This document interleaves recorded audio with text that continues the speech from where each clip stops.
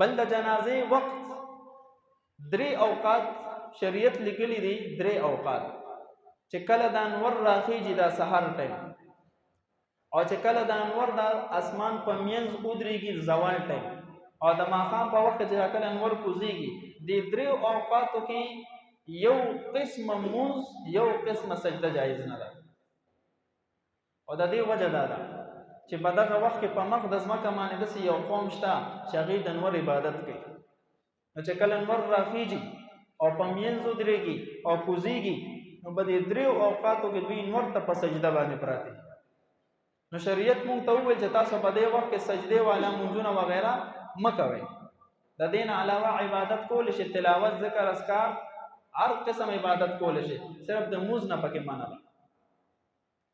نو په دغه مکروه اوقاتو کې جنازه کول هم صحیح نه دي. علماو لیکلي دي دا ځکه چې یو خو دا بت پرستو سره مشابهت راځي. دویمه وجه حدیث کې دا راغلی ده چې کله د انور راخیږي نو دا مونږ ته داسې محسوسېږي چې دا د دې غر د شاته نه راخیږي.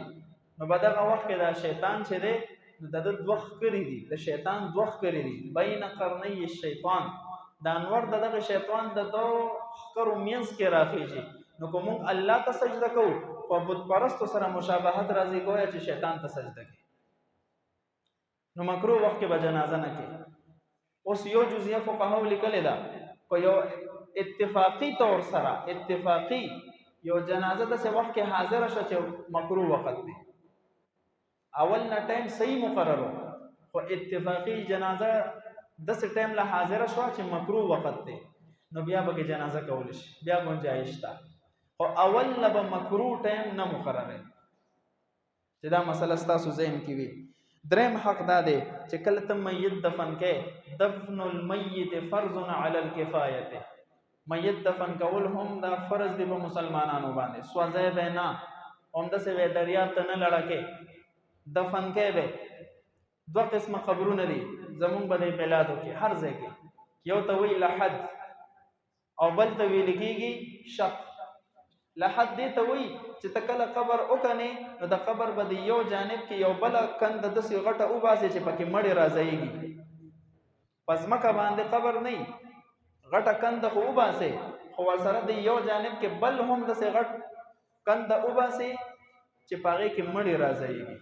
نو مړې په هغې کې داسې ورننه باسي، نو دا ځای ورپسې بند کړي او بیا چې دا کومه کنده وښکلې شوې ده په دې خاورې ور واچي. دې ته وایي لحد. او یو د شق چې عام قبر وباسې لاندې کنده، ځمکي قبر چې کم دی نو دې ته ویل کېږي شق. مسنون دا دی چې لحد دی وکنه اسیډ والا قبر. او د نبی علیه السلام مبارک قبر هم لحد وخه. د دې وجه نه د احادیثو په رڼا کې فقهاو فرمایي چې بھئی لحد کنیستل سنت دي. دریم اهم حق دا دی چې کله ته میت په قبر کې کېږدې، نو قبر کې د میت کېغوستو نو مخ په ول ښکاره کړي او مخ په ول قبلې ته واړې او بیا به دا الفاظ